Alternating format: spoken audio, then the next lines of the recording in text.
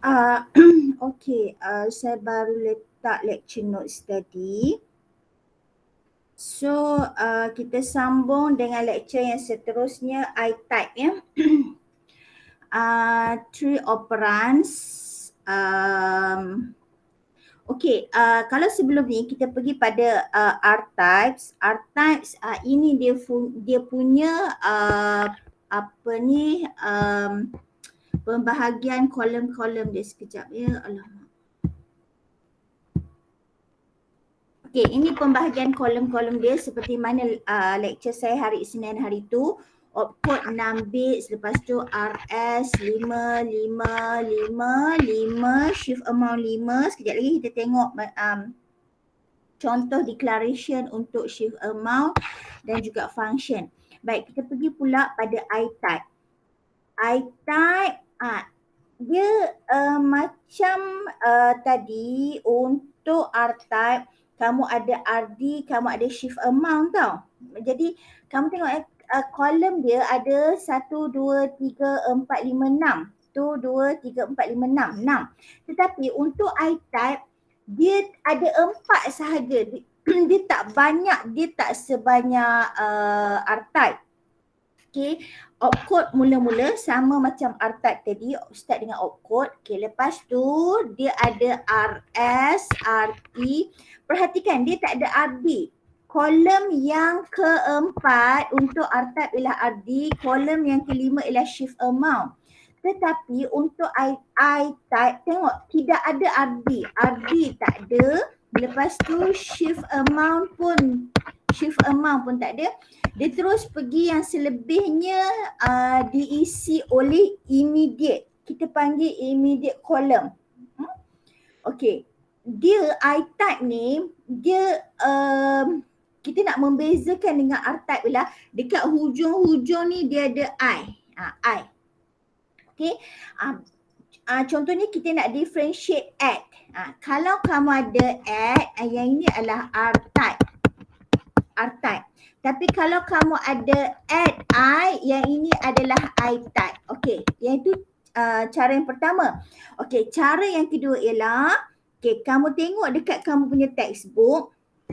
Seperti mana biasa yang saya ajar sebelum ni, tengok dekat appendix B. So, tengok kat appendix B. B. Okey, tengok kat B, MIPS instructions. Okey, tengok dekat sini. MIPS instructions. Okey, table B.1 dia dah buat dah. Untuk opcode kosong, all R-type instructions. Dia suruh kamu see table B.2. Yang ni table B.1. See table B.2. Okey, kalau selain daripada B.2, yang di listkan dekat sini ni, nampak tak yang ni add I, yang ni add IU, semua dia yang di list dekat table B.1 ni adalah jenis I-type. Melainkan table B.2. Table B.2 ni dia dah cakap dah, R-type instructions. Okay, kalau yang table B.1 tu selain daripada R-type instructions, iaitu I-type. Ada juga yang jump, tapi dia maksudnya dia selain daripada R-type. Okey, jadi kamu jangan risau.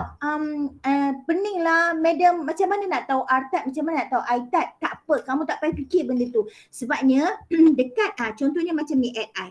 Add I ni kan. Dia bagi soalan add I.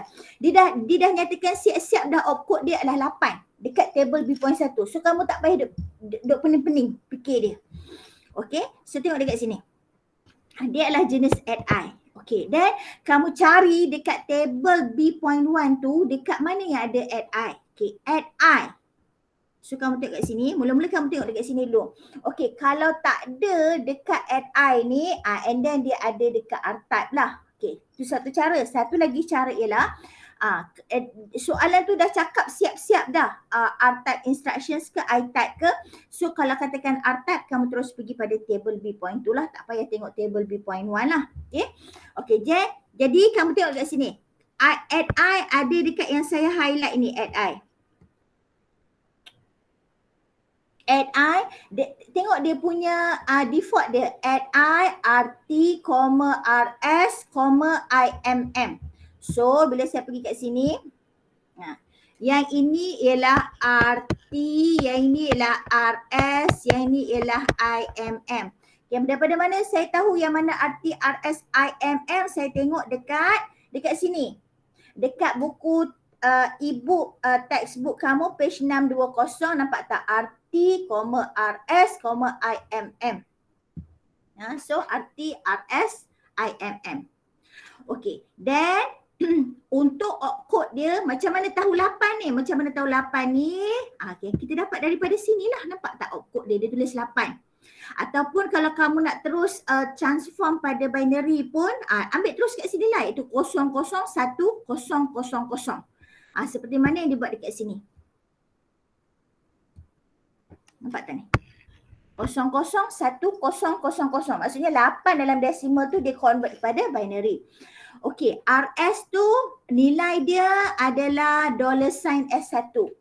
RT nilai dia $S0. Soalan, daripada mana kita nak tengok nilai $S1 dan nilai $S0 ini? Kelas? Kelas? Dekat slide apa? Daripada? Yang slide 15. Okay, thank you very much. Thank you very much atas feedback. So ini slide 38. So tengok slide 15. Okay, kalau katakanlah saya tak bagi table ini, table pada slide 15 ni dalam appendix dalam test kamu, dan kamu buka sendirilah, kamu cari sendirilah. Selalunya saya akan bagilah, tapi saya boleh tak bagi sebab kamu adalah open book kan. So kamu tengok dekat sini. Okay. So nilai $S0 16, nilai $S1 17 dan seterusnya lah. Sebab itulah, cuba tengok dekat slide 38 tadi. Nampak tak nilai $S0 RT S0 adalah 16, sebab itulah dia isi 16. $S1 17 dan seterusnya lah. Okey, yang ini adalah immediate lah, 5. Okey, ingat ya, walaupun dia bagi 5 tapi kamu kena isi sampai 16 bit. Iaitu yang inilah, nampak tak dia isi 5. Yang ini memang nilai 5 tetapi sehingga 16 bit. Sebab itulah kat depan ni semua adalah kosong-kosong. Ada pelajar baru masuk. Okey. Lepas tu yang ini nilai 17, yang ini nilai 16, isikan sehingga 5 bits dan 5 bits. Okey. Okey, yang itu untuk add I. Contoh yang ini, yang mana immediate dia adalah nombor positif. Bagaimana dengan nombor negatif yang ini? Maka sekarang kamu kena buat two's complement. Baik, kamu boleh buat negatif 12 ni menggunakan cara manual lah, iaitu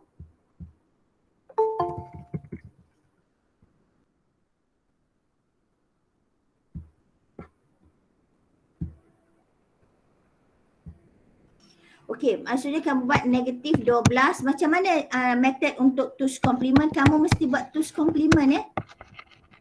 Two's complement. Okay, step yang pertama ialah kamu ambil positif 12. Okay, positif 12 adalah kamu ada 1, 2, 4, 8 kan. So 1, 1, 0, 0 kan dalam bentuk nombor binary kan. Okay, yang ini depan ni semua adalah 0, 0, 0, 0. Sebab apa? Sebab dekat ruangan immediate tu, kamu mesti penuhi sehingga 16 bits. Okay, so yang tepi-tepi ni kamu penuhkanlah 0, 0, 0, 0 seterusnya sampai 16 bit lah. So 1, 2, 3, 4, 5, 6, 7, 8, 9, 10, 11, 12, 13, 14, 15, 16. Okay, step yang kedua ialah kamu buat first complement, one's complement. Okay, macam mana one's complement? Terbalikkan. Okay, saya tak ambil kira yang 0, 0, 0, 0 ni ya. Okay. Yang ni, depan ni saya tak ambil kira. Saya hanya fokus pada yang belakang ni. Okay. So saya ada sekarang 0011. Okey, apa yang jadi pada nombor depan yang 000 ni? Semuanya akan jadi 1, 2, 3, 4, 1, 1, 1, 1 seterusnya lah. Okey, seterusnya lah kat depan ni. Okey, lepas tu step yang ketiga saya buat twos complement. Okey, twos complement. Macam mana saya nak buat twos complement? Nombor yang saya ada ni saya campurkan dengan 1. So bila saya campurkan dengan 1, 1 campur 1 dapat dapat 1 campur 1 dapat 1, 0, 0, 1 naik atas. Okey, 1 campurkan 1 yang ni campurkan dengan 1 yang ni saya dapat sama juga 1, 0, 0, 1 naik atas. 1 dengan 0, 1 dengan 0, 1 campur 0 dapat 1. Okay, yang lain semua kosong, yang lain semua ikutlah 1, 2, 3, 4 dan seterusnya lah. Okay, tengok jawapan akhir. Saya ada 0100. Yang itu yang dibuat dekat nota kamu dekat sini, nampak tak? 0100. Yang kat depan ni semua 1111. Okay, kamu boleh buat cara macam tu. Ataupun cara yang kedua, kamu nak tekan kalkulator tak boleh dah. Sebab nombor negatif tidak dapat dilaksanakan menggunakan kalkulator. Betul tak? Dapat tak pakai kalkulator? Dapat jawapan tak? Kalau kamu tukar, convert nombor negatif desimal kepada binary. Dapat tak? Tak. Tak dapat kan?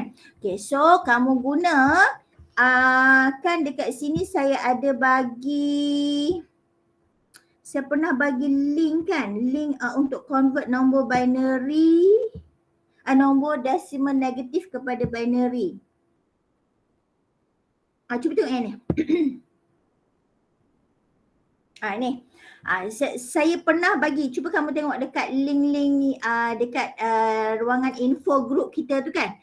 So negatif decimal number negatif 12. Okay, binary digit kita nak ada sampai 16 lah. Sebab apa? Sebab dekat ruangan immediate tu dia nak ada sampai 16 bit kan. Nampak tak? Ruangan immediate sampai 16 bit. So balik-balik pada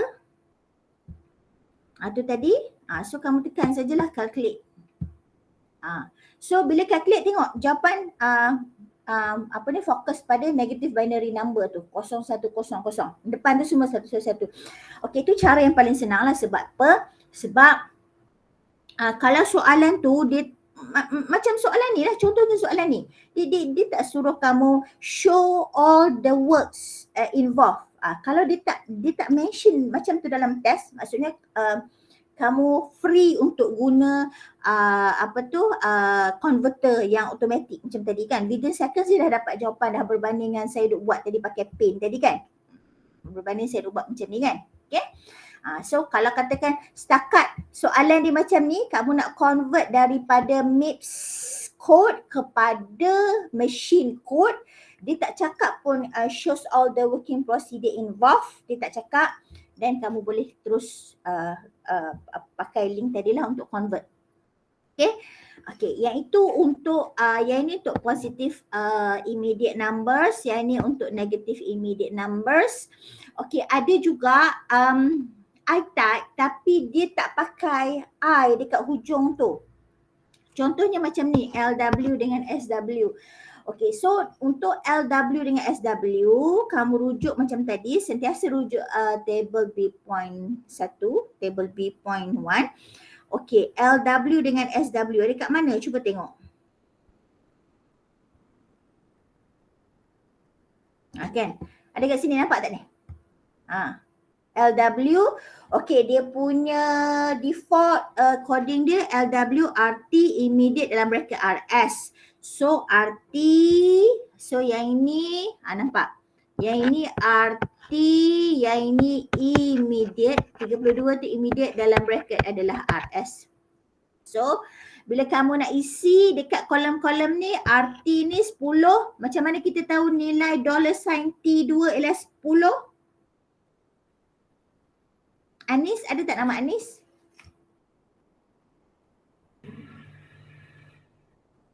Ya. Anis, macam mana kita nak tahu nilai $T2 ni ialah 10? Ada siapa boleh bantu Anis? Kat slide tu. Yes, dekat slide 15. Okay, kamu pergi kat slide 15. Saya rasa saya tak perlu tunjuk lah, nanti kamu boleh tengok sendiri. Okay, then immediate ni 32. Macam mana saya tahu? Sebab saya tengok default coding dekat textbook kamu ni. IMM ialah data di luar kurungan. Okay, so di luar kurungan ialah 32. So sebab itulah 32 ni letak dekat sini. Okay, RS ni yang dalam bracket ni $sign kosong. Sama macam kawan kamu cakap tadi, tengok dekat slide 15, $sign kosong, nilai dia adalah kosong. Sebab itulah taruh kosong dekat sini. Maka yang ini adalah nilai-nilai untuk LW 35, 0, 10, 32 yang telah dikonvert kepada binary. Nampak yang ni? So semua ni kamu boleh tekan calculator lah. 35 daripada hexadecimal tukar pada binary dan seterusnya lah. Ya? Sebab semua positive numbers. Ingat calculator kamu tidak boleh menjalankan converter negatif decimal. Tak boleh. Dia hanya boleh positive decimal saja. Okey, dan seterusnya SW sama juga kita tengok dalam kamu punya textbook kat mana ada SW, kat mana ada SW. Okey, nampak SW ada kat sini. SW RT, immediate dalam bracket RS. Okey, so opcode dia berapa? Opcode dia dah bagi siap-siap kat sini. 101011 iaitu sama dengan 43, ya. So RT immediate dalam bracket RS. So yang ni RT, okay, immediate sama macam LW tadi kan, dia punya default dia kan. So dalam bracket adalah RS. So macam mana kita nak tahu nilai RT ni adalah $sign S1? Sama macam kawan kamu cakap tadilah, kita rujuk slide 15. Value untuk $sign ni semua rujuk slide 15 ya. Ingat ya anak-anak, pelajar-pelajar semua, value untuk $sign tu sentiasa rujuk slide 15, sentiasa rujuk slide 15. Okey. Okey, lepas tu baik. Sekarang kamu dah isi dah semua binary numbers seperti mana yang dah diisi dalam kolom-kolom ni. Okey. Tengok ini. Okey, tetapi kalau katakan soalan dia kata give your final answer in hexadecimal format. Dia tak mau nombor binary yang sampai 32 bit panjang-panjang macam ni, dia tak mau. Maka kamu bahagikan pada 4, 4, 4, 4. 1, 2, 3, 4 kat sini. Okey, 1, 2, 3, 4 sampai sini. 1, 2, 3, 4 sampai sini. Okay, then bila kamu convert kepada hexadecimal, betul lah, kepada hexadecimal. So ini 1, 2, 4, 4 campur 1, 5. Yang ini 0, 0, 0, 0, 2 campur 1, 3. Lepas tu 1, 2, lepas tu 1, 2. So sebab itulah kamu dapat jawapan dia 2, 2, 3, 30,000, betul kan? 30,000 dan 5. Dan kosong X ni sebab apa? Sebab walaupun dalam hexadecimal representation kamu kena bagi jawapan sehingga 32 bit lah. Okay? Just buat kosong X sahaja. Okay, itu cerita untuk I-type. Okay, sekarang kita pergi yang seterusnya untuk J-type, jump type. Jump type dia bukannya 32, dia maksud saya dia masih lagi 32 bit, tetapi untuk kolom address tu dia hanya ambil 26 bit sahaja. 26 bit sahaja untuk kolom address ini ya. Okay. Saya tak mau sentuh J-type ni sekejap lagi sebab sekejap lagi dia ada dalam satu topik yang berjodoh branch. Sekejap lagi kita pergi. Okey, jadi secara ringkasnya apa yang telah kita belajar ialah kita ada dua type. J-type tak masuklah sebab dia jenis branch. Okey, kita ada dua type untuk format iaitu R-type dengan I-type. Okey, yang mana Beza dia adalah dari segi kolom-kolom ni. Kolom-kolom ni yang ini opcode, RS, RT, RD, shift amount, function 1, 2, 3, 4, 5, 6 ada sampai 6 kolom. Yang ini opcode, RS, RT, immediate, yang ini ada 4 kolom saja. Okay. Dan yang ini hanya ada 2 kolom saja iaitu opcode dan juga address. Okay, power of the start program.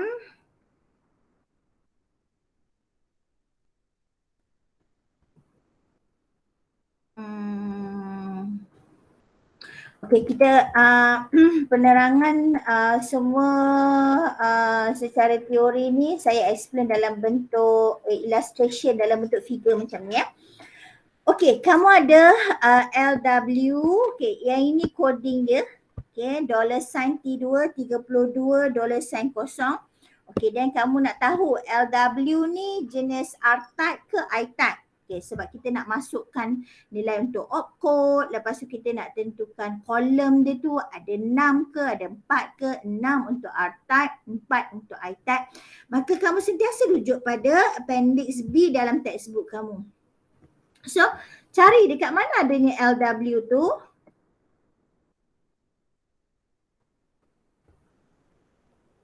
Okay, then LW ada dalam table B.1. Okay, table B.1 merujuk kepada selain daripada R-type. Sebab apa? Sebab dia kata dekat sini, all R-type instructions kena rujuk table B.2. Sedangkan yang LW ni dia list bawah table B.1. Bermaksud ada nilai opcode dia. Nilai opcode dia bukan kosong.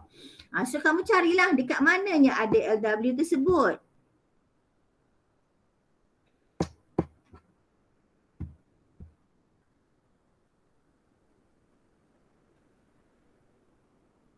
So LW tersebut ada dekat sini. Yang mana dia punya default coding dia lah RT, immediate dalam bracket RS dan nilai opcode dia adalah 35. Okay. Jadi sekarang ni dia adalah jenis I-type.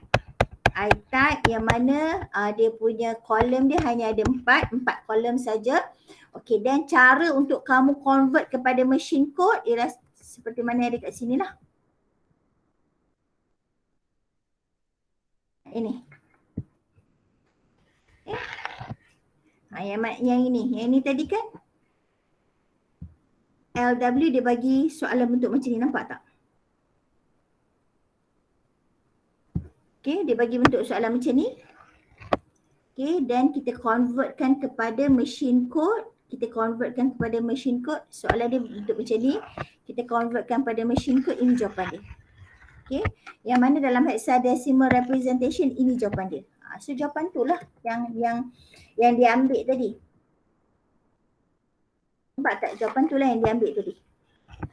Okay, so add pun sama juga cara dia. Kamu tengok dia ada dalam table B.1 ke table B.2. Kalau dia ada dalam table B.2 maka dia adalah jenis R-type. Okay, yang ini R-type.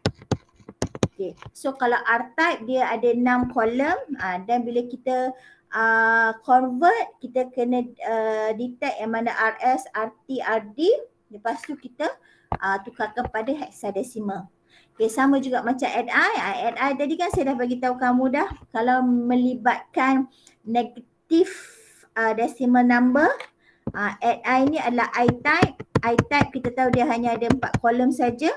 So negative decimal number kena convert pakai link internet tadi.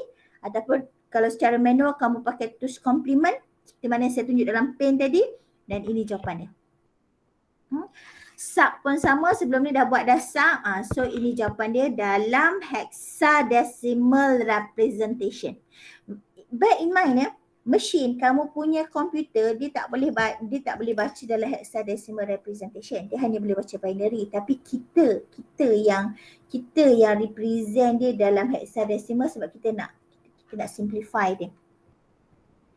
Okay. Dan sebelum ni pun kamu dah tengok dah macam mana word address tu di store dalam processor. Okay, MIPS instructions adalah byte addressable.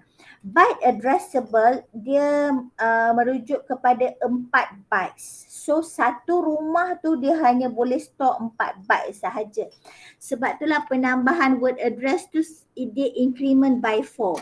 Okay, tengok ini. Mula-mula 0, lepas tu 4, 8, lepas tu 12. Yang ni saya review saja, saya review. Okay. Tu cara dia kamu store apa-apa data dalam memory. Okay, kita address dia, word address dia kita sentiasa increment by 4. Okay. Baik, selama ini kamu diberi satu assembly code, okay, yang kuliah sebelum ini dan kuliah hari Isnin, kamu diberi assembly code dan kamu tukar kepada machine code. Tukar pada machine code. So sebelum nak dapat machine code tu, kamu kena detect dia dulu. Adakah arahan ini, adakah instruction tu ada dalam table B.1 ataupun table B.2. Sebab apa? Sebab kalau dia ada dalam table B.1, dia bukan R-type. Kalau dia bukan R-type, dia ada nilai opcode dia lah. Seperti mana yang ditunjuk dekat sini, nampak tak? Nampak tak? Ada, semua ada nilai opcode dia 15, 16, 17, yang ni 18, yang ni 32, 33, semua ada nilai opcode. Tetapi kalau dia jenis R-type, okay, contohnya macam ini, dia jenis R-type, nilai opcode dia adalah kosong. Dan sub ni dia tak ada dalam table B.1, dia ada dalam table B.2. Cuba tengok SUB, ada tak dekat table B.1 ni? Mari kita tengok. Okay, table B.1 ya. SUB, ada tak SUB? Okay, setakat sini tak ada. LUI, setakat LUI tak ada. Tengok satu persatu yang kat atas dia. Okay, nampak? Tak ada kan? Tak ada. Okay, then tengok lagi bawah. Bawah ni masih lagi sambungan table B.1, nampak SUB tak ada. So kalau tak ada dalam table B.1, kita tahulah dia ada dalam table B.2. So tengok table B.2 pula ada tak instruction to SUB. So SUB cari. Okay. Sampai sini. Sampai bawah ni. Sampai DView tak ada SUB. Okay, then sambung dekat sini pula. Sambung dekat table, masih lagi table B.2 tapi dia sambung dekat next page. Ada tak SUB? Kamu jumpa dekat sini. Jangan pergi tengok subuh pula. Yang ni SUBU. Sedangkan soalan hanya SUB saja. Cuba tengok soalan. Nampak tak soalan? SUB saja. Jangan tersalah tengok sebab nanti dia akan bagi dia akan effect nilai function ni. Nilai function ni dia akan effect. Sub dengan sub U. Tengok. Kalau sub function dia 34. Kalau sub U function dia 35. Nanti bila kamu convert pada binary lain, convert pada hexadecimal apatah lagi dapat jawapan lain. So kamu hilang markah dah lah kat situ. Okay, pastikan masa rujuk tu pun betul. So sub nilai dia 34. Sebab itulah dekat sini nampak tak sub 34. Baik, itu kalau assembly code convert pada machine code. Apakah yang akan terjadi kalau dia bagi machine code, dia suruh buat assembly code pula, vice versa. Dia bagi machine code, dia suruh kamu convert kepada assembly code. So macam mana kita nak buat? Okay. Then, step pertama. Sama juga macam assembly code. Kamu bila dapat je soalan, kamu tengok instructions ni, add I ke sub ke, ada dekat table B.1 ke ada dekat table B.2. Sebab apa? Sebab kamu nak tentukan nilai opcode tu. Okey, begitu juga kalau kamu diberi soalan, dia bagi soalan macam ni, okey. Please convert, okey, show all steps involved to convert the below machine code to assembly code. Maksudnya kamu nak ikut garis merah ni. Okay, soalan dibagi machine code dalam hexadecimal form, dia suruh kamu convert pada assembly code. Terbalik, reverse engineering, vice versa. Macam mana kamu nak buat? Step pertama, kamu kena convert daripada hexadecimal ni kepada binary sebab machine code hanya boleh baca 0101 saja. Okay. Dan macam mana kamu nak convert hexadecimal kepada decimal? Sama juga step yang macam sebelum ni. Setiap satu nombor dalam hexadecimal ni dibakili oleh 4 bits binary. So F ni convert daripada hexadecimal kepada binary, F ni pun sama daripada hexadecimal kepada binary dan seterusnya. Okey, yang ni kamu boleh tekan calculator. Satu hexadecimal tukar pada satu binary, jawapan dalam calculator dia akan bagi satu lah. Tetapi saya dah bagi tahu dah dia kena sampai 4 bits. Sebab itulah kamu ambil 0001. Okey, F. F dalam hexadecimal, kamu tekan calculator, dia akan bagi jawapan 1111. So memang dah 1111 tu dah cukup dah 4 bits. So kamu list sajalah. Okay, dan seterusnya lah. Yang ini adalah 1, yang ini adalah F, yang ini adalah F, yang ini adalah F dan seterusnya lah. Okay, kamu dah convert kepada binary. Okay, dan step yang berikutnya ialah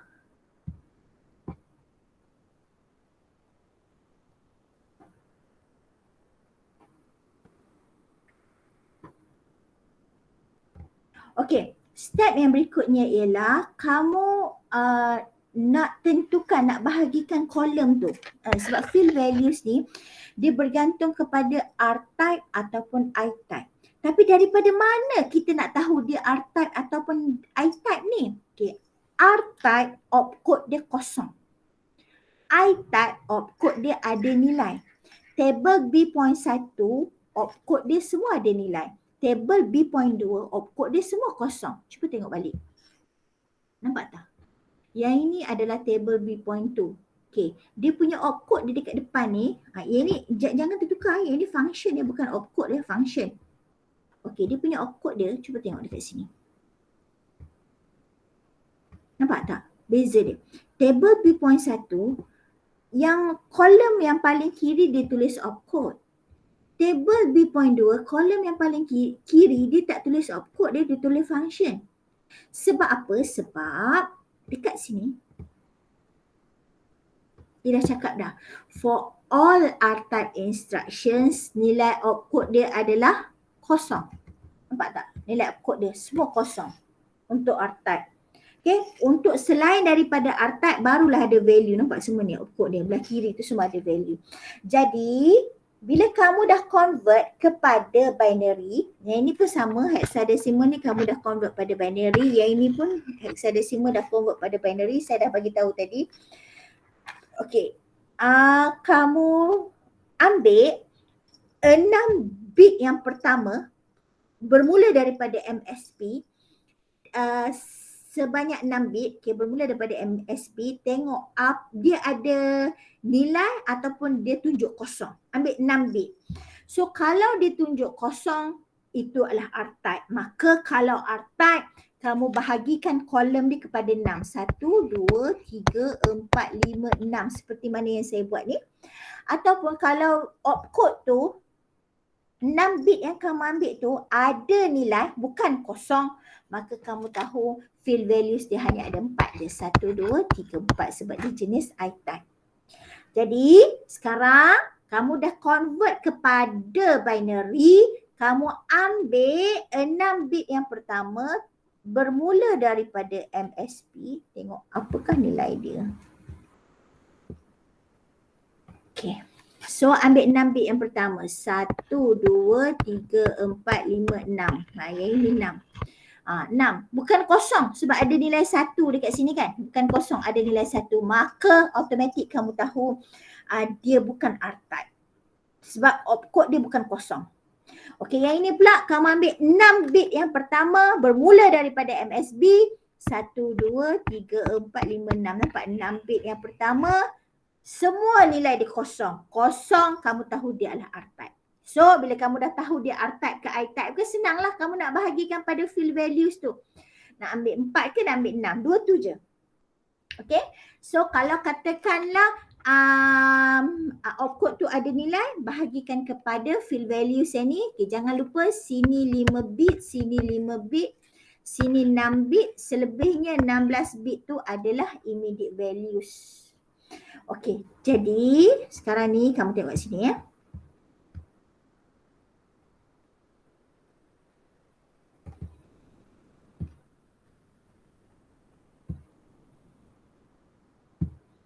Okey, yang ini 6 bit, yang ini 5 bit, yang ini 5 bit, yang ini 16 bit.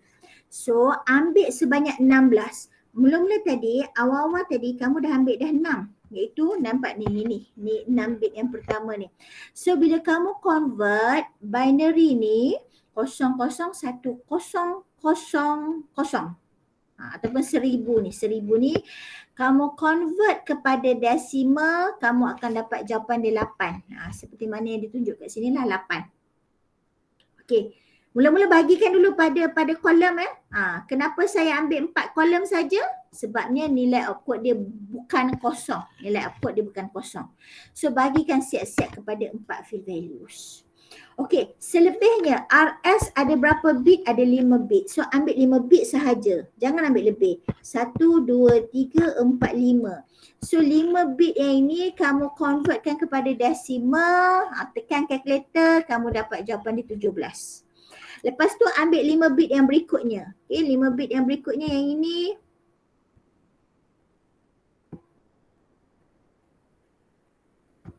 Okey, 1, 2, 3, 4, 5. Yang ini yang saya tunjukkan ni, tekan calculator, convert pada decimal, jawapan dia 23. Selebihnya 16 bit yang ini, yang ini semua ni kamu convert kepada decimal, jawapan dia adalah negatif 15. Okey. So, yang ini ni saya rasa macam tak boleh tekan calculator kan? So 1111 ni kamu carilah link website seperti contohnya macam yang saya buat tadi kan, daripada negative decimal saya convert kepada negative binary. Kamu cari link website pula daripada negative binary convert kepada decimal. Okay, so semua ni kamu convertkan kepada decimal, inilah kamu dapat jawapan dia negatif 15. Baik. So bila kamu dah dapat semua jawapan ni, okay. So yang ini adalah kolom untuk RS.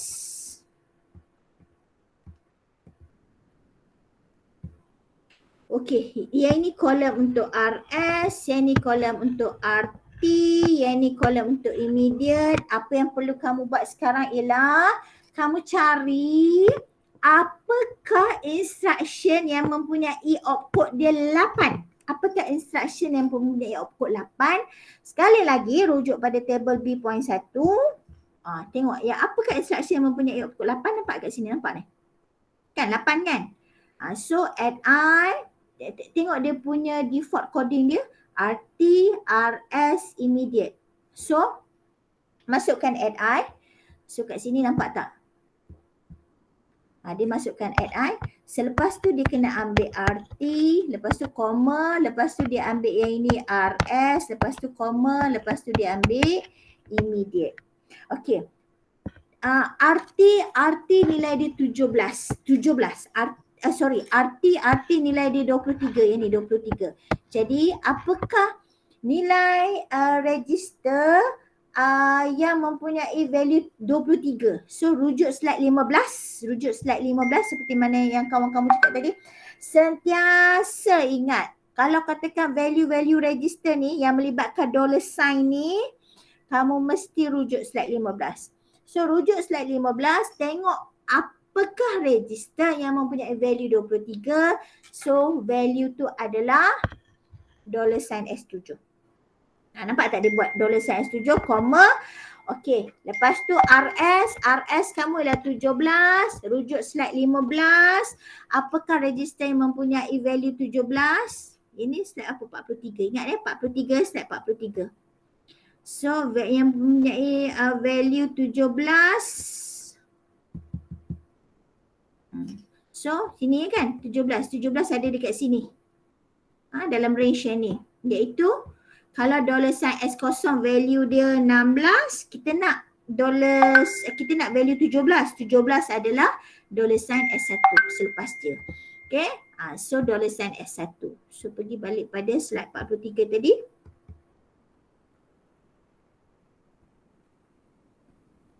Okay, sebab itulah 17 ni value dia adalah $S1. Okay. Okay, dan yang ini ni kamu convert daripada binary semua dekat sini ni dapat -15 dan masukkan dekat sini -15. Okay, itu caranya macam mana kamu convert daripada machine code kepada assembly code. Kalau kamu nak banyak lagi contoh, rujuk kepada past years questions dengan skema jawapan. Sekarang ni kamu rujuk pada test 2. Test 2 soalan nombor 1, soalan nombor 2 tu selalunya kami akan buat soalan yang convert daripada assembly code kepada machine code ataupun machine code kepada assembly code. Kami akan buat soalan berbentuk macam tu. Okay. Okay, sama juga kalau katakan opcode tu sama dengan kosong, kamu dah detect dah opcode tu 6 bit pertama tu sama dengan kosong, and then buat siap-siap. Kolom tu bahagikan kepada 6 kolom, seperti mana yang ditunjukkan dekat sini. Kolom tu bagi pada 6 kolom. Nampak tak 6 kolom? Okay. Okay, dan ikutlah. Kalau katakan opcode 6 bit, RS 5 bit, RT 5 bit, RD 5 bit, shift amount 5 bit, function 6 bit. Bagikan.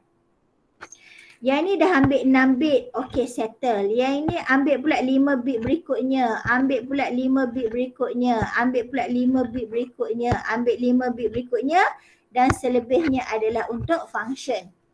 Dan kamu convert kepada bentuk daripada binary kepada decimal. Sebab apa?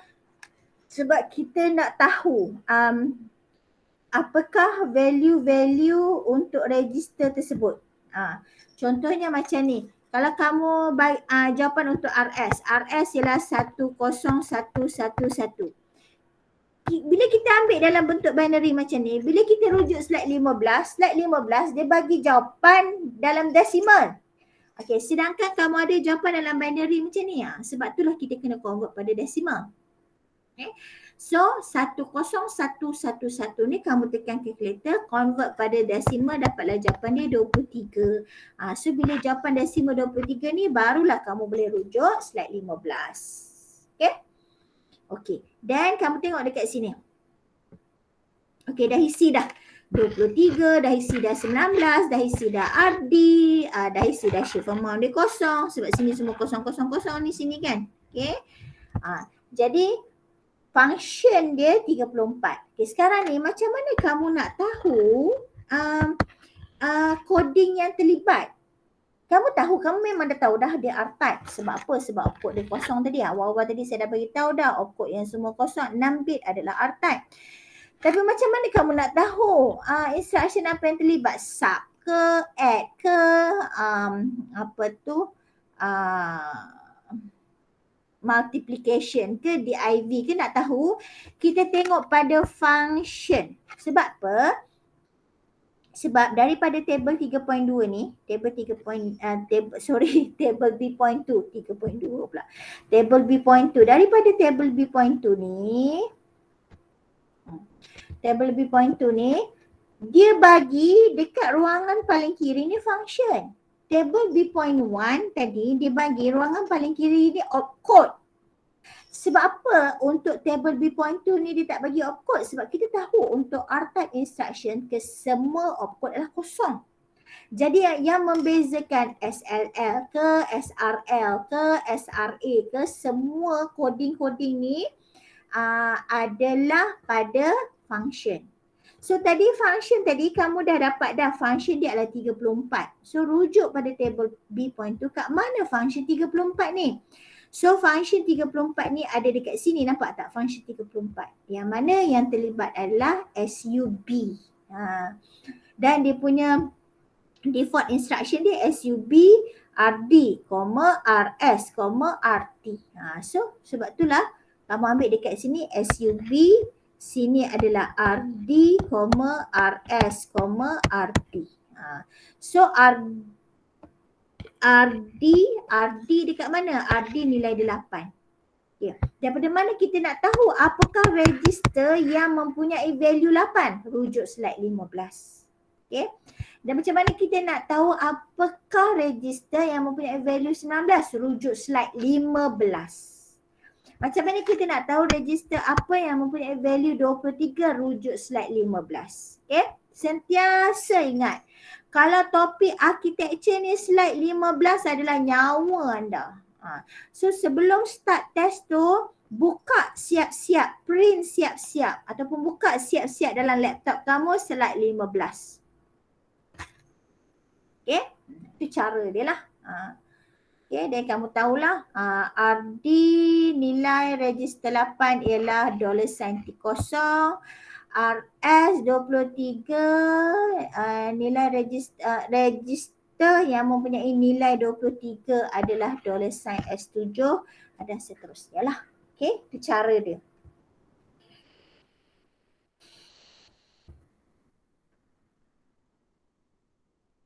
Okey, saya nak berehat sekejap boleh tak?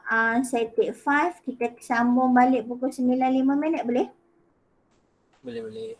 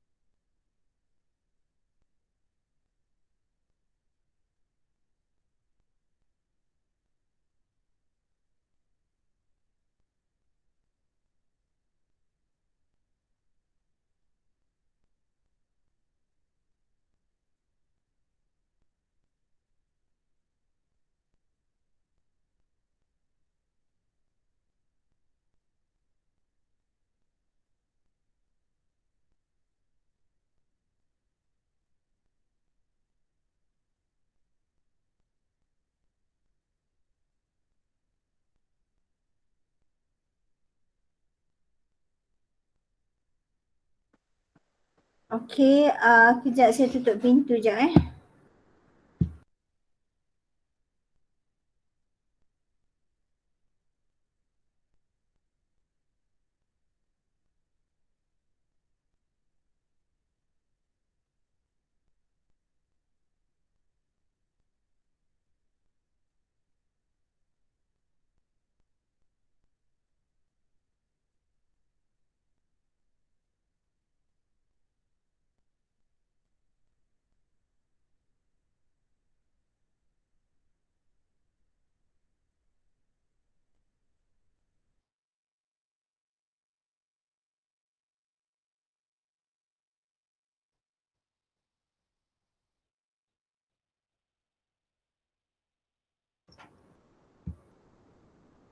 Okey, kita sambung dengan logical instructions. Sebelum ni kamu duk tengok daripada MIPS instructions convert kepada machine coding kan, yang melibatkan operasi add, sub, LW dan seterusnya lah. Okey, bagaimana dengan logic gate AND, OR, XOR, NOR dan seterusnya kan. Jadi untuk yang ini kamu kena buat operasi-operasi macam biasalah. Kalau AND melibatkan darab, kalau OR melibatkan campur AND darab, okay, AND darab, kalau OR campur, kalau NOR dia adalah inverse bit kepada OR. So jadi kalau katakanlah kamu ada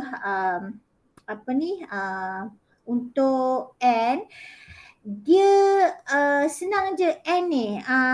Dia memanglah sebelum kamu buat operasi AND tu, pastikan kamu convert pada binary. Pastikan kamu convert pada binary. Tetapi okey, katakanlah kamu ada soalan yang melibatkan hexadecimal representation. Contohnya macam ini dan yang ini.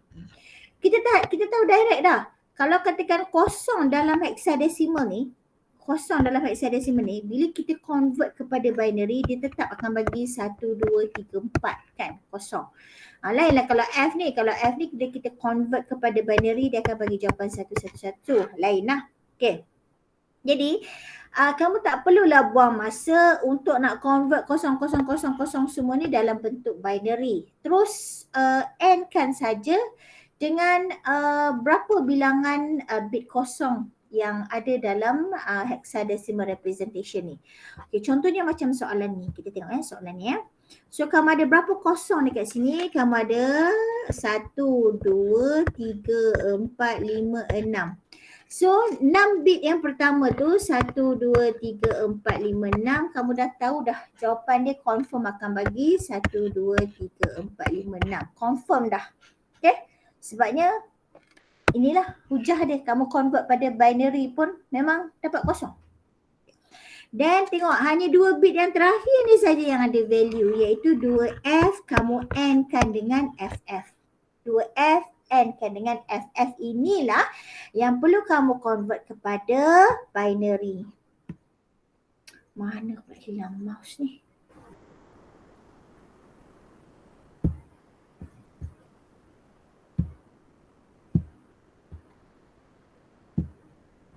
Okey, 2F kamu convert kepada binary, dia akan dapat 1, 2, 4, 8. Kamu boleh tekan calculator 0, 0, 1, 0 dan F 1, 2, 3, 4. Okey, dan FF kamu convert kepada binary, kamu dapat 1, 2, 3, 4, 1, 2, 3, 4. Yang inilah yang kamu kena buat operasi satu persatu. So yang ini AND-kan dia. AND maksudnya kamu darab lah. Okey. 1 darab 1 AND-kan dengan 1, kamu akan dapat 1 lah. 1 AND 1, 1, 1, 1. Kosong AND-kan dengan 1, kosong darabkan dengan 1 dapat kosong, 1, kosong, kosong. So bila kamu convert kepada bentuk binary, kepada hexadecimal, binary ni convert kepada hexadecimal, yang ini 4, yang ini 4, so yang ini jawapan dia F. Jadi jawapan dia 2. So sebab itulah jawapan dekat dalam kamu punya nota ialah 2F. Okay, macam mana dia dapat 2F tu? Seperti mana saya tunjuk dekat pen tadi lah, convert kepada binary dulu. Tak boleh simply buat operasi dalam hexadecimal. Baik, cuba tekan kalkulator kamu boleh, saya nak tahu, kalkulator kamu boleh tak buat dalam hexadecimal representation 2F darabkan dengan FF? Boleh ke tak boleh?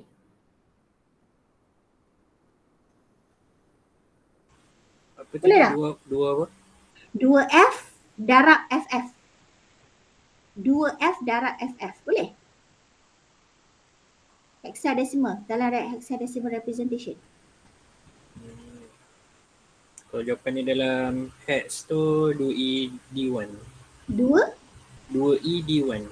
Oh, 2ED1. Jawapan kalkulator tak boleh diguna pakai lah nak.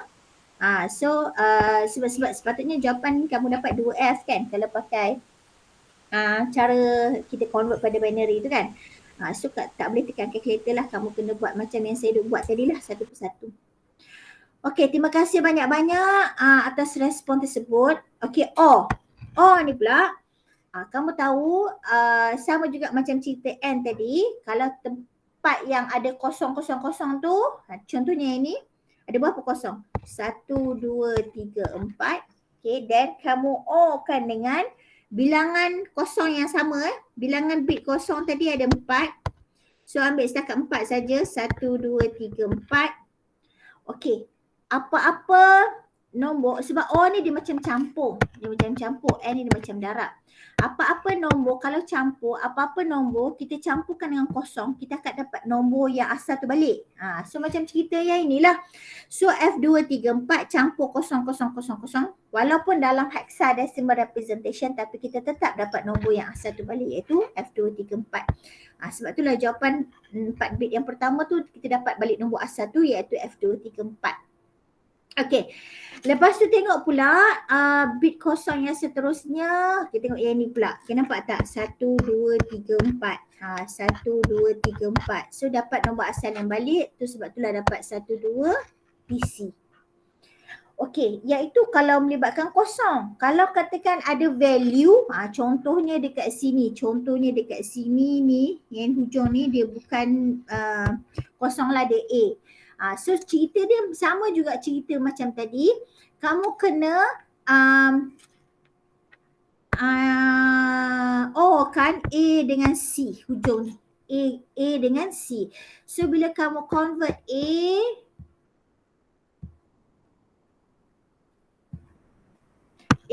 dengan C. So bila kamu convert A adalah 10.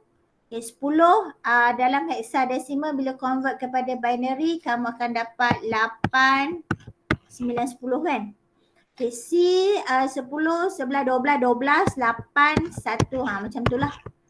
So jawapan akhir dia, kalau katakan soalan tadi saya ubah sikit hujung tu saya tak bagi kosong, tak bagi A. So kamu campur lah 0, 1, 1, 1. So bila convert pada hexadecimal ni 8, 4, 2, 12, 13, 14, 14. C, D, E. E kan? So bila convert pada hexadecimal representation, jawapan dia E lah kat ujung tu. Ini hujung ni kan. Kalau katakan sini A, hujung tu A, sini maintain C, so hujung sini adalah E. Baik, untuk no, jadi seolah-olah kita tengok dekat sini N ni kita berguna kalau kita nak tekapkan. Masking ni macam kita nak ringkaskan lah, kita nak ringkaskan bits tu. Sebabnya kosong darabkan dengan apa-apa value pun akan dapat kosong. Ni contohnya macam campur, so macam kita combine lah, kita combine bits kan, combining bit fields. Okay, no ni seolah-olah macam kita inverting bits tau. Contohnya, tapi kita nak inverse dia, kita kena no-kan dengan value kosong. Kita kena no-kan dengan value kosong. Contohnya, katakanlah A tu dalam hexadecimal kamu akan ada yang inilah 1010 ni lah. Okay. Then kamu no kan dengan dollar sign kosong. Dollar sign kosong tu bermaksud semua value register dia kosong lah. So 1010 kamu no kan dengan kosong. Okay. Mula-mula kamu buat O dulu. Ni cara saya lah. Saya suka buat O dulu, lepas tu saya inversekan semua. O dulu. So saya akan dapat 0101. So bila saya no kan, saya inversekan semua, saya akan dapat 1010. Tengok ini dengan asal A tu. Nampak tak? Seolah-olah saya inversekan 1010 tu. Saya inversekan. Saya tak perlu buat operasi no kan dengan dollar sign kosong pun tak apa. Saya nampak je soalan yang melibatkan no A, saya terus inversekan semua value A yang asal ni 1010, saya inversekan semua. So saya dapat jawapan 0101 seperti mana yang ni lah, 0101. Sebab itulah dia kata no ni useful for inverting bits. Inverting. So seolah-olah saya tak perlu pun buat operasi ni. Sebab bila dia nampak no saja, dia akan partnerkan dia dengan dollar sign kosong. Bila dia nampak je soalan no, dia akan partnerkan dengan dollar sign kosong. So bila saya nak dapatkan jawapan tu, saya tak perlulah buat macam saya tunjuk tadi dalam pen tadi. Saya terus inverse saja semua value yang asal dalam soalan. Okay, selama ni saya dah explain untuk N, saya dah explain untuk O, untuk XO kan. Okay, untuk no, baik. Yang saya explain kat kamu ni adalah melibatkan R-type tau. Bagaimana pula dengan immediate ataupun I-type? Baik, I-type dia hanya ada, kalau R-type tadi ada N, I-type pun ada NI. Dan saya cakap tadi I-type ni dia selalunya berakhir dengan huruf I dekat hujung tu. Kalau katakan R-type ada O, I-type pun ada juga OI. Kalau R-type ada XO, I-type pun ada juga XOI. Tetapi I-type tidak memerlukan nor I. Kenapa dia tidak diperlukan? Sekejap lagi saya akan tunjuk kenapa dia tidak diperlukan. Baik. Beza dia ialah untuk I-type ni 16 bit yang pertama kita bagi dia 0 extended. 16 bit yang pertama. Okay. Jadi kamu tengok dekat sini. Okay, yang ini untuk R-type. Baik, kita R-type ni dia N. Okay, value dia ialah, okay, kamu tengok command dia. $sign S3, $sign S1, $sign S2. Baik. Kalau value yang macam ni, kamu baca dia, value dalam register S1 and kan value dengan register S2 dan hasil N2 ni, hasil ending 2 ni simpan dalam register S3, simpan.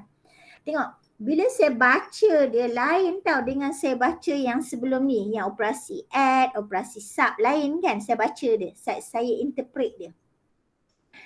Untuk operasi logical instructions N ke O ke XO ke no ke, dia akan bagi value yang ada dalam register S1 dengan value yang ada dalam register S2. Dia akan bagi. Kalau dia tak bagi, and then kamu rujuk pada slide 15 tadilah.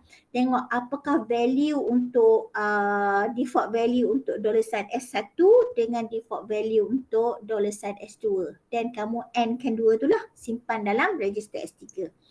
Tetapi kalau soalan dia bagi seperti mana contoh dalam example kamu ni slide 47, dia bagi value dalam register S1, dia bagi value dalam register S2, maka kamu N-kan satu persatu bit yang diberi dalam binary. Soalan juga dia boleh bagi $sign S1 ni dalam bentuk hexadecimal tau. Dia akan bagi mungkinlah dia bagi FA24 ke. So kamu kena convert lah FA24 ni kepada bentuk binary. Okay. Kan dan register S2 value yang ada contohnya FB15. So convertkan FB15 ni dalam bentuk binary. Apa-apa operasi pun mesti buat dalam binary sebab mesin hanya boleh baca binary representation saja. So, okay. Dan kita buat satu persatu lah operasi AND. Kosong darabkan dengan 1 dapat kosong, kosong darab 1 dapat kosong, kosong, kosong. Okey, yang kedua ni pun 1, 2, 3, 4 ni kosong. Sebab kita nampak yang ni kosong, yang ni kosong. Salah satu tu kosong memang confirm lah, yang lain semua kosong kan. Dan balik kat sini 1 dengan 1 dia dapat 1. Okey, yang lain tu kosong, kosong, kosong. So kosong, kosong, kosong lah. Okey, yang ni kosong, yang ni nampak ni. Yang ni dengan ni dapat 1. Okey, kosong dan yang ini dengan ini dapat 1. Yang ini kosong, 1, 1, kosong. Yang ini kosong, kosong, kosong, kosong, 1, kosong. So macam itulah jawapan yang ada dalam slide yang berikutnya. Nampak tak yang ini? Okey. So macam yang saya tunjuk tadi lah, kita endingkan bit by bit. Okey, sama juga macam soalan yang seterusnya. Maksudnya kamu kan data dalam register S1 dengan data dalam register S2 dan simpan dalam register S4. Sebab itulah dia bagi jawapan data yang ada dalam register S4. Sebab apa kamu buat satu persatu kat sini? Sebab dia dah bagi dah data apa yang ada dalam register S1. Dia dah bagi dah data apa yang ada dalam register S2. Kalau dia tak bagi, and then kamu rujuk slide 15 tu. Apa value, default value untuk register S1, default value untuk register S2. Tapi slide 15 dia bagi dalam representation decimal, kamu kena tukar pada binary lah. Okay. Okay, then O, tengok O kat sini. Kosong dengan 1.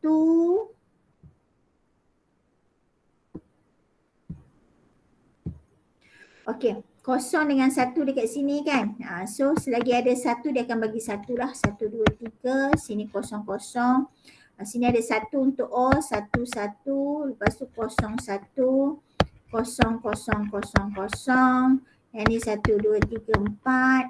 Yang ni 1, 2, 3, 4. Yang ni 1, 2, 3, 4. Sebab yang lain tu semua ada 1 kan. Okay. So itulah jawapan yang seperti mana yang ditunjuk dalam kamu punya nota yang inilah. Okay, bermaksud dia O kan bit by bit. Okay, macam mana nak dapat XOR ni pula? Okay, XOR seperti mana yang saya selalu bagi tahu kat kamu, XOR kalau input tu nombor yang sama dia akan jadi kosong. Kalau input tu nombor yang berlainan dia akan jadi 1. So kita buat sekarang untuk XOR. Okey, tengok ini. Kosong dengan 1. Input nombor berlainan. Kosong dengan 1. Lain kan? So dia akan bagi output dia 1. XOR. Okey. So yang kedua kosong dengan 1. Lain. Yang ketiga kosong dengan 1. Lain. Yang keempat kosong dengan kosong. Input sama. Input sama dia akan bagi jawapan kosong. Okey, seterusnya lah. 1, 2, kosong dengan kosong dapat kosong. Kosong dengan 1 dapat 1. Okay, itulah jawapan seperti mana yang ditunjuk dalam kamu punya nota yang ini. Okay. Sama kan macam jawapan yang saya tunjuk tu kan. Dan seterusnya lah kamu buat sendirilah seterusnya yang lain tu ya. Okey, untuk no. Untuk no, kalau cara saya inverse sajalah apa jawapan yang O tadi tu saya inversekan untuk dapat no. Sebab no maksudnya not O kan. So jawapan yang berang. Okay, so jawapan yang O tadi saya inverse kan. Kalau ke 1, 1, 0, 0, 0, 0 sini dapat 1. 1 sini dapat 0, 0, 0 sini dapat 1, 1 sini dapat 0. 0, 0, 0, 0 dia akan 1, 1, 1, 1. So macam itulah jawapan yang didapat dekat sini. Okay. Seperti jawapan dalam slide kamu dia. Okay, itu untuk operasi R-type. Bagaimana pula untuk I-type? Baik, I-type tadi dia dah cakap dah. 16 bit untuk immediate 16 bit adalah 0 extended. Baik, immediate ni sebab apa? Sebab cuba kamu tengok dekat sini. Sini semua dalam register. Sebab itulah dia dinamakan R-type. R-type, R ni maksud dia, recall balik dalam nota saya sebelum ni. Dalam slide-slide sebelum ni, topik yang sama. R ni maksud dia register. Okey, tapi untuk immediate, sini ni perasan tak? Dia bukan register, dia bukan dollar sign. Dollar sign mewakili register. Dia bukan register. Dia adalah constants. Constants tu lah kita panggil dia sebagai immediate. So kamu tukar FA34 ni kepada bentuk binary. So sini adalah 4, sini adalah 3, sini adalah A, sini adalah F, kan? Bila kita tukar FA34 kepada binary, setiap satu nombor dalam hexadesimal tu mewakili 4 bit binary. Okey, lepas tu yang selebihnya tu samalah, cerita dia sama je macam sebelum-sebelum ni sebab kita nak melengkapkan sampai 32 bit. So bit-bit yang selepasnya sebab kita nak lengkapkan sampai 32 bit, kita bagilah semua sebagai kosong. Okay, so kalau katakan dia tak cakap pun 16 bit immediate tu 0 extended, kamu pun understood lah kan, sebab kita nak lengkapkan sampai 32 bit. Okay, and then sama juga macam operasi sebelum ni, kamu AND kan FA34 ni dengan kandungan dalam register S1. Okay, kandungan dalam register S1 diberi seperti mana yang ini. Okay, semua ni dalam soalan ni. Okay, then jawapan dia endingkan tu kamu simpan dalam register S2. Sebab tu kat sini nampak result dia nak dalam register S2. Macam itulah cerita dia. Tapi kenapa dia dinamakan NI? Sebab tengoklah dia bukan kedua-duanya data dalam register. Satu tu adalah constant. Sebab itulah dia dinamakan NI. So cerita dia sama macam tadi. 1 dengan 0 dapat 0, 0, 1 dengan 1. 1 dengan 1 dapat 1, 0 dan seterusnya lah. 1, 1, 0, 0. Seperti mana yang ditunjukkan dalam kamu punya jawapan. Yang nampak tak ini? So macam mana cara dia dapat? Sama juga macam cerita R-type tadi, dia AND kan. Okay, walaupun sini ada NI, tadi tak ada I, tapi operasi dia sama je. Sebab apa? Sebab dia melibatkan constants dekat sini. Okay, sama juga macam cerita OI. OI, kamu O kan dua-dua tu. Okay, so 1 dengan 0, O, kamu akan dapat 1, 2, 3, 4. 1, 2, 3, 4. So 0, 1, 0, 1. 1, 2, 3, 4. Macam itulah. Okay, so macam itulah dia dapat jawapan dekat sini ya. Nampak? Okay, yang lain tu semua 0, 0, 0 lah. Okay, untuk XOR pula, XOR macam yang saya cerita dekat kamu tadilah. Kalau katakan input dia nombor yang berlainan, dia akan dapat 1.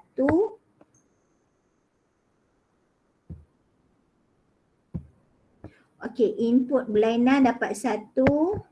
Okay, input sama 1 dengan 1 dapat 0. Input berlainan dapat 1. Okay, input sama 1, 1 dapat 0, 0, 1, 1. Okay, so macam itulah dia dapat jawapan dia 1, 1, 0, 0.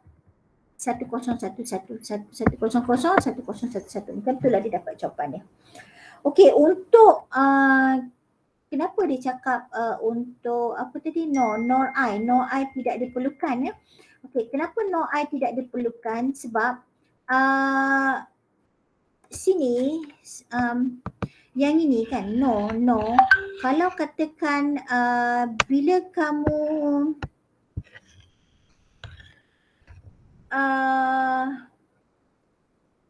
O kosong, lepas tu Yang ini pun kosong. So bila or kosong campurkan dengan kosong, patutnya dapat kosong. Tapi no dia akan dapat 1.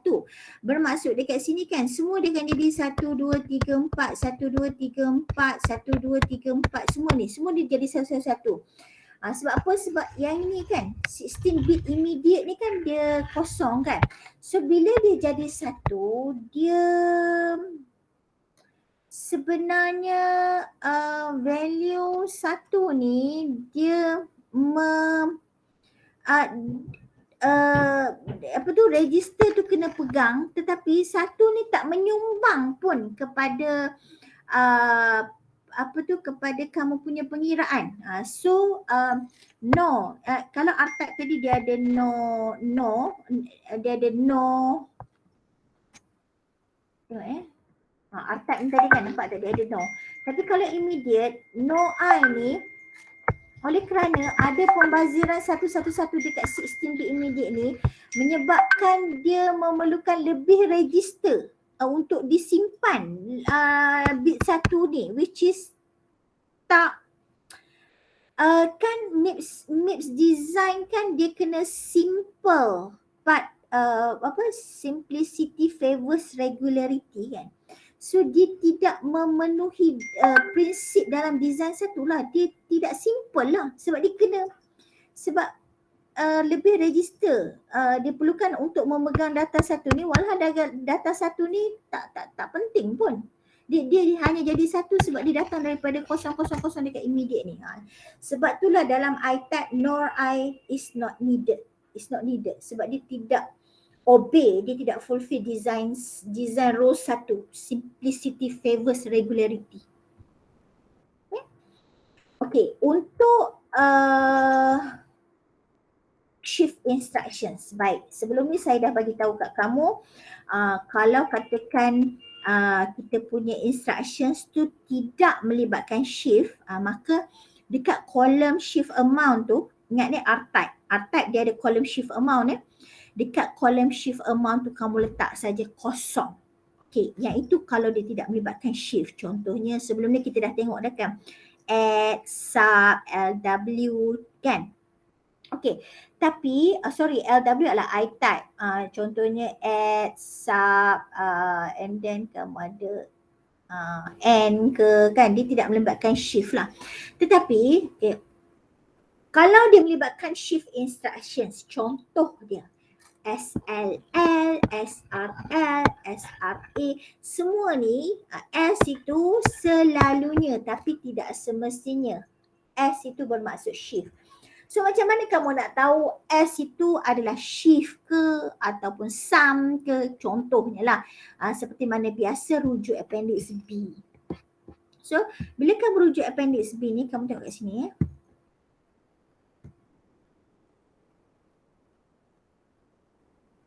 Kamu rujuk appendix B ni untuk yang shift tu, okey. Appendix B, tengok ruangan shift. Nampak tak? Yang ini dia S juga, tapi yang ini okey, ini dia S juga, tapi dia bukan perkataan shift kat sini, dia set. Set maksudnya bukan shift lah. Okay. Dan shift tu dia hanya melibatkan artype instruction saja, recall balik. Sebab artype instructions ni je yang ada kolom SHAMT, shift amount.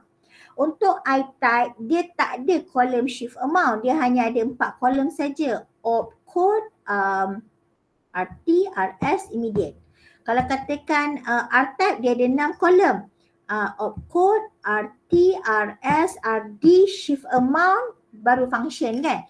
Okay, jadi kamu tengok dekat table B.2 sebab kita nak tengok operasi-operasi yang huruf S tu bermaksud shift. Tengoklah table B.2, nampak tak? SLL, nampak tak description dia ada shift. S tu bermaksud shift. Nampak dia list out semua description untuk yang melibatkan shift. So selagi ada dekat description ni perkataan shift, bermaksud itu adalah untuk operasi shift. Ni nampak ada perkataan shift. Okey, contohnya macam yang ini. Ni syscall. syscall. Description dia adalah system call, bukannya shift sebab dia tak ada perkataan shift. Okay.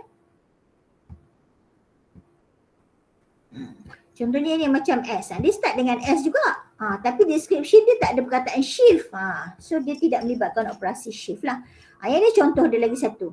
Dia start dengan S tapi description dia tak ada perkataan shift. So dia bukan operasi shift. Maksudnya dekat kolom SHAMT shift amount tu letak kosong. Kalau dia tidak melibatkan perkataan shift. Okay, jadi itu macam mana kamu nak tahu huruf S ini adalah melibatkan shift ataupun tidak lah. Kamu kena rujuk pada table B.2 lah. Okay. Kalau yang ini, apakah yang dia masukkan dengan SLL, $T0, lepas tu $T1, lepas tu 5. Okay, yang dimaksudkan ialah value data dalam register T1. Okey, alihkan ke kiri. Kenapa ke kiri? Sebab SLL ni membawa maksud shift left logical. Left. Okay, tackle pada perkataan left ataupun right. Left, kiri, right, kanan.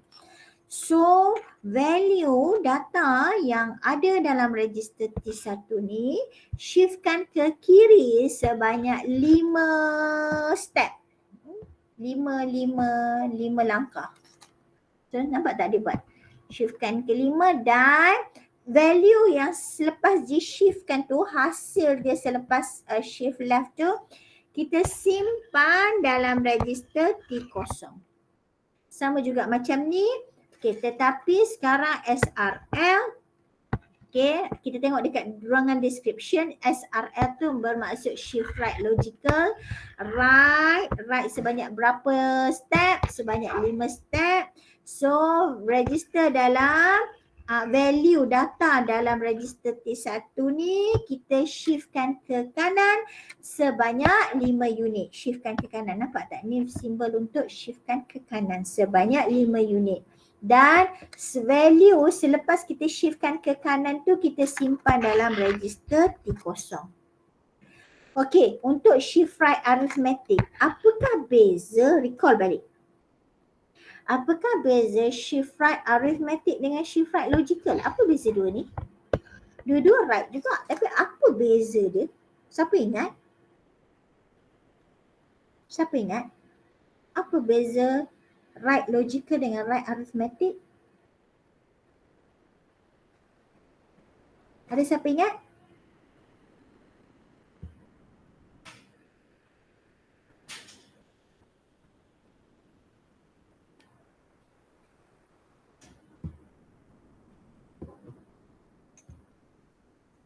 Ada siapa ingat?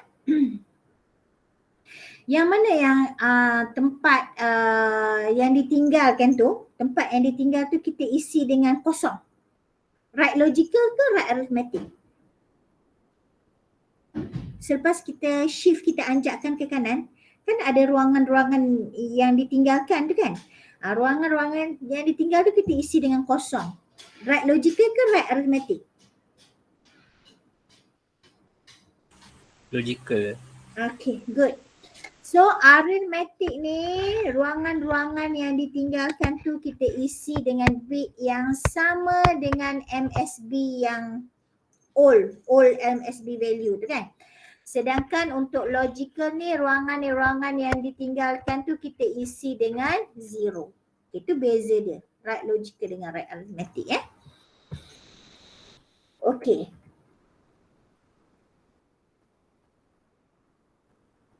Okay. Kalau yang melibatkan macam ni pula variable. Okay, tadi dia shiftkan tu sebanyak 5 unit kan. 5 step ke, 2 step ke, 3 step ke. Tapi sekarang ni dia melibatkan, dia tak pakai SLL tapi dia pakai SLLV. Okay, bermaksud, okay, dia shiftkan data dalam register T1, dia anjakkan sebanyak value, katakanlah value dalam register T2 ni, katakanlah value dia adalah 32. Maka data dalam register T1 ni dianjakkan ke kiri sebanyak 32. Sebanyak value yang ada dalam register T2 ni. Nampak? Okay. Dan selepas dia anjakkan ke kiri tu, jawapan akhir dia tu dia simpan dalam register T0. Inilah. Okay.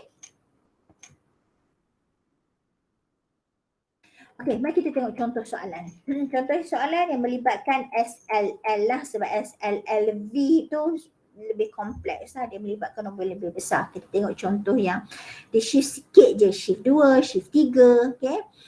Okay, kalau katakanlah kamu ada value macam ni, okay, instructions macam ni, shift left logical, T0, okay, S1 register T0, register S1 dan 2. Baik, 2 ni kamu isi dalam ruangan dalam kolom shift amount.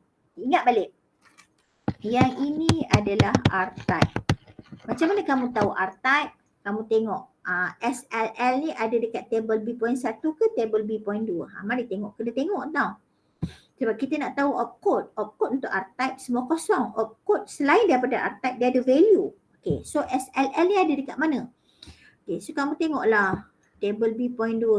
Ada tak SLL dekat sini? Okay, tak ada. Kita tengok pula sebelum ni. Ada tak SLL dekat sini? Okay, nampak tak? SLL ni ada dekat sini. Okay, dan function dia kosong. Function dia kosong. Dan dia ada dekat table B.2. Dia dah cakap dah. Table B.2 ni semua adalah R-type instructions. Semua adalah R-type instructions. Yang mana R-type kita tahu opcode dia adalah kosong. Dan function dia adalah kosong. Sebab tu, tengok balik kamu punya nota, opcode dia kosong. Kenapa kosong? Sebab SLL ni ada list dalam table B.2. Table B.2 semua jenis R-type dan R-type opcode dia kosong. Baik, kenapa function dia kosong tadi? Saya dah tunjuk dah tadi. Okay? Untuk SLL dia memang list function dia kosong. Baik, macam mana kamu nak tahu nilai RS, RT dengan RD ni? Sekali lagi, rujuk dekat appendix SLL. Appendix table B.2 tadi. Sekali lagi, cuba tengok. Baik. Cuba tengok dekat name ni. Dia punya default dia. SLL, nilai yang pertama adalah RD, nilai yang kedua adalah RT, nilai yang ketiga adalah shift amount. Ingat, RD, RT, shift amount. RD, RT, shift amount. Yang ini adalah RD, RT, shift amount. So yang ini RD, yang ini RT, yang ini shift amount. So RD nilai dia register T0. Macam mana kita nak tahu nilai dollar sign T0? Kita rujuk slide 15 seperti mana yang kawan kamu cakap tadi. So RD kita rujuk slide 15. Untuk dollar sign T0 nilai dia adalah 8. So isi 8. Rujuk slide 15 ya, slide 15. Okay. Lepas tu yang kedua adalah RT, dollar sign S1. Dan kita rujuk slide 15, nilai RT adalah nilai dollar sign S1 adalah 17. Baik, dekat kamu punya default coding ni, dia ada RD, dia ada RT, dia ada SH, shift amount, SHAMT. Tak ada pun dijatuhkan RS kan? Cuba tengok dekat sini. Mana ada RS? Dia hanya ada RD, RT, shift amount. Tak ada pun RS. Sebab itu dekat ruangan kolom RS ni value dia kosong. Sebab dalam default coding tu tak ada RS pun. So bila kamu nak isi kolom-kolom tu, kamu dah tahu dah dia jenis R-type. R-type akan ada 6 kolom. So kolom yang tidak ada dalam default coding tu kamu isikan dengan kosong. Okey, SRL, cerita dia sama juga macam tadi, rujuk pada table SRL ni ada pada table B.1 ke table B.2 dan kamu tengok SRL ada dalam table B.2. Table B.2 tahulah lah opcode dia kosong sebab dia R-type dan function dia adalah 2 ataupun 0000010. So kat sinilah kan 2 function dia. Yang mana kalau kamu convert pada binary terus dapat jawapan yang ini, nampak tak ini? 000010. Okey, kenapa shift amount 2? Sebabnya dekat soalan ni dia dah bagi dah dekat sini 2. Ni nampak tak? Nampak tak dia bagi 2 ni? Okey, katakanlah saya tak nak bagi 2. Saya bagi sebagai 30. Saya bagi sebagai 30. Maka dekat sini ni janganlah isi 2, isilah 30. Shift amount. Shift amount dalam soalan tu. Dan tengok macam mana default coding untuk SRL. Okey, SRL adalah RD, RT, shift amount. RD, RT, shift amount. Maka sini adalah RD, sini adalah RT, sini adalah shift amount. RD dia adalah nilai $sign S2 yang mana nilai dia 18, rujuk slide 15.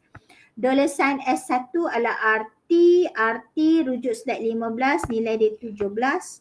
RS sama juga macam cerita SLL tadi, tidak ada dekat sini, tidak ada dalam default coding untuk nilai RS, maka RS kosong.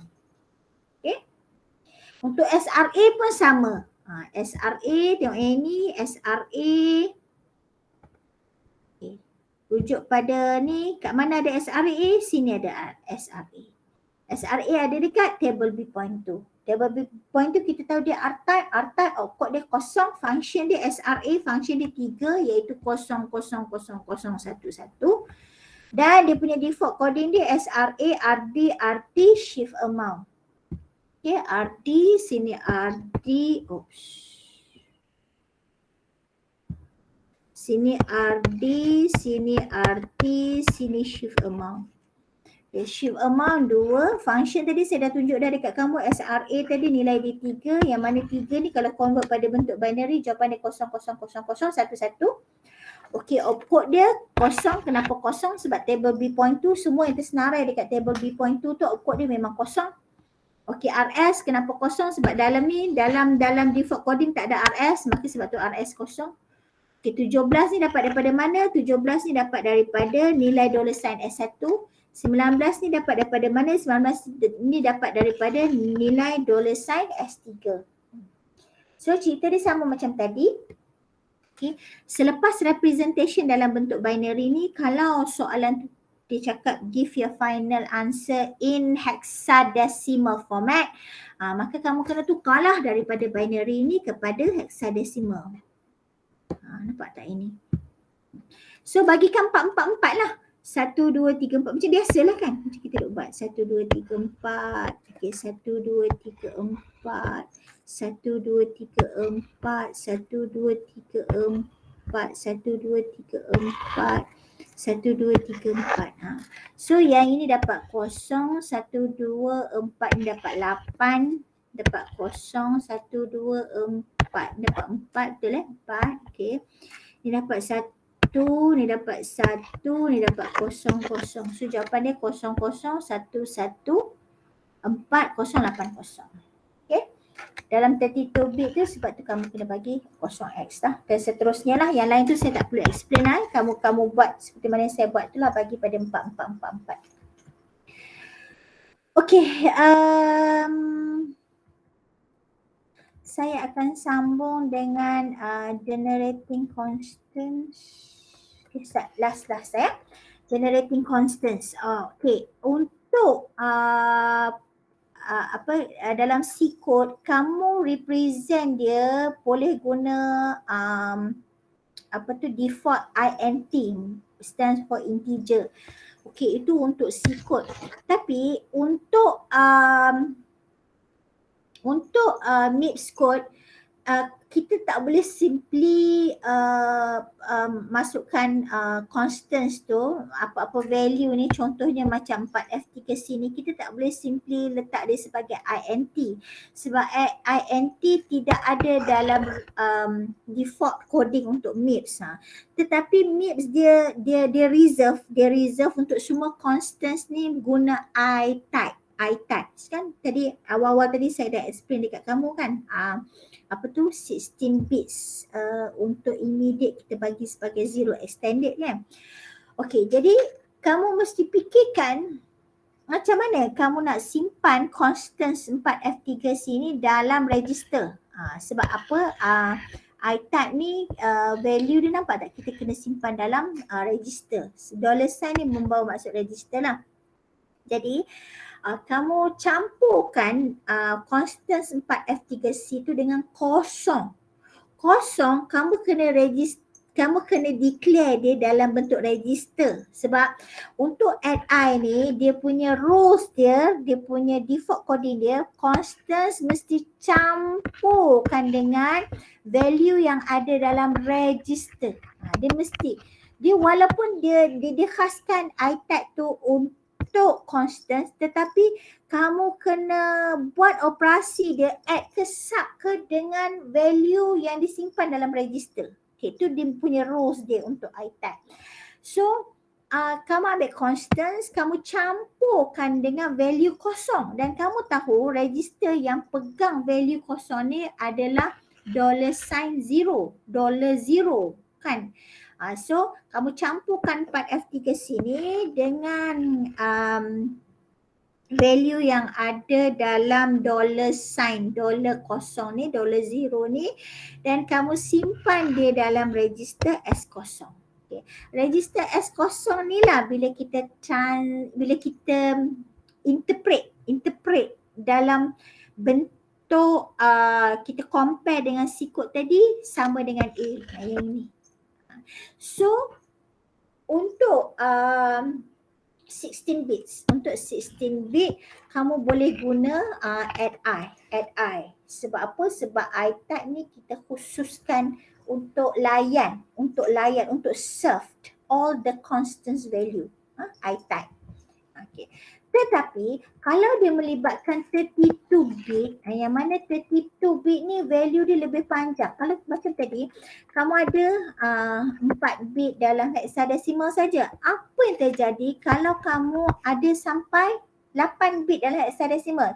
Sedangkan untuk MIPS instructions ni dia adalah byte addressable. Byte addressable ni dia hanya boleh serve 16 bit saja sekaligus. Sebab 16 bit ni sama dengan 4 byte kan. Dia bertambah, dia increment dia punya word address dia sebanyak 4 kan. Jadi kalau yang lebih daripada 16 bit, okay, bila saya cakap lebih tu saya maksudkan 32 lah sebab prosesor dia ada 8 bit, dia ada 16 bit dan dia ada 32 bit. Kebanyakan sekarang prosesor dah pakai 32 bit lah. Kamu kena pakai 2 command. Pertama command load upper instructions dan yang kedua kamu kena pakai command or I. Nampak tak kat sini? Masih lagi I kan? Masih lagi I-type kan? Sebab apa? Sebab MIPS ni dia reserve ke semua I-type instructions ni untuk layan constants. Jadi sekarang ni kamu tengok mula-mula dia boleh serve 16 bit saja. So kamu ambil FEDC ni, tetapi bila kamu pakai command load upper instructions, FEDC ni akan ditolak ke kedudukan apa? Kedudukan apa yang dia maksudkan dekat sini ialah most significant bit, MSB. Kedudukan apa yang dia maksudkan dekat sini ialah untuk MSB. Okay, jadi kamu tolak FEDC tu dekat kedudukan MSB.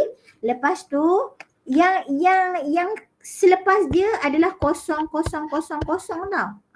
Dia lain tau. Kalau sebelum ni, kalau kita isi FEDC, kita nak cukupkan sampai 32 bit. Kita nak cukupkan sampai 32 bit. Yang sini kita isi 0000. Tapi command LUI ni dia akan tolak, dia akan push, dia akan load FEDC ni bukan pada kedudukan LSB tetapi pada kedudukan MSB dekat sini. So sebab itulah FEDC ni akan dipushkan untuk fulfill MSB ni. So kat sini FEDC yang mula-mula FEDC 0000. Itu kegunaan instruction LUI. Lepas tu kamu kan tadi dia seolah-olah combine kan. Awal-awal tadi slide kita dia combine bits. So kamu combinekan yang ada dalam register S0 tadi iaitu FEDC ni dengan 8765. So okay, yang ini bila kamu combinekan kedua ni, maksudnya kamu combinekan FEDC yang dah dipushkan, okay, dan yang selebihnya diisikan dengan 0000 ni dengan 8765. Baik, 8765 ni kita isi macam biasa iaitu 8765. Lepas tu kita nak cukupkan sampai 32 bit. Kat depan ni kita isi 0000. So bila kamu campurlah dengan 00008765. So kamu akan dapat jawapan dia, kan campur, so kamu dapat jawapan dekat sini 5. Kamu dapat jawapan sini 5678 C D E F. FEDC 8765. Nampak tak?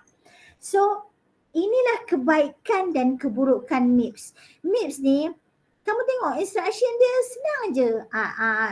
Semua instruction yang disenaraikan dalam table B.1 dan table B.2 ni, si score break ni ini je yang ada dalam MIPS. Dia tak sebanyak C, tetapi keburukan dia, tengoklah dalam C kamu boleh buat satu line saja, tapi dalam MIPS kamu kena buat sampai 2 line. 2 line kamu kena buat. Jadi dia renyah lah kalau banding dengan C. Sebab itulah C kita panggil the high level language tau. High level sebab untuk nak simpan register-register ni dia sebenarnya boleh diringkaskan lagi lah berbanding dengan MIPS. Okey, saya sambung lecture untuk yang seterusnya bermula dengan slide 55 dalam kuliah kita pada minggu depan. Okey, sampai di sini saja kuliah kita untuk hari ini. Assalamualaikum warahmatullahi wabarakatuh. Dan jangan lupa kawan saya dekat Irici tu nak ramai pelajar LI. So kamu bolehlah ke siapa-siapa yang berminat untuk buat LI masa cuti semester ni, boleh PM tepi saya. Borang-borang yang terlibat tu, borang permohonan saya ada tengok borang 1A, borang 2A dengan resume. Boleh WhatsApp saya terus. Okay, Assalamualaikum warahmatullahi wabarakatuh. Waalaikumsalam. Thank you, madam. Okay, my Welcome.